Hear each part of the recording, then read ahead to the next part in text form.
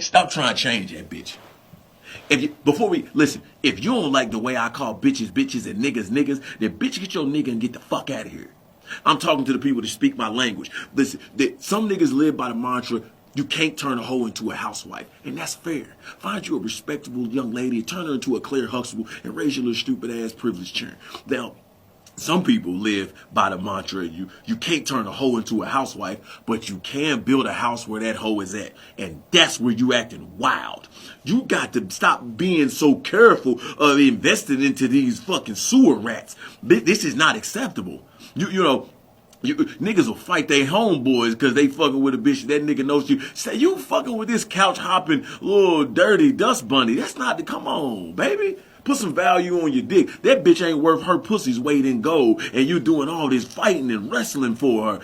Listen, a person will only be a small variation of who they already are. Which means your next bitch ain't gonna be but as bad as your last bitch. If your last bitch was trash, bitch, then that's what your next bitch gonna be. Be careful. Mind yourself, I'll do you one better. You ain't gonna be but a different variation of her last nigga. So if she tell you these stories of all these goofy ass, corny ass niggas she been fucking with,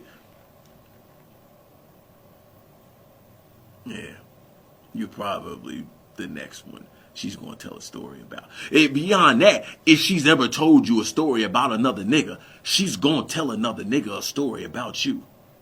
Be mindful that you can't change these hoes.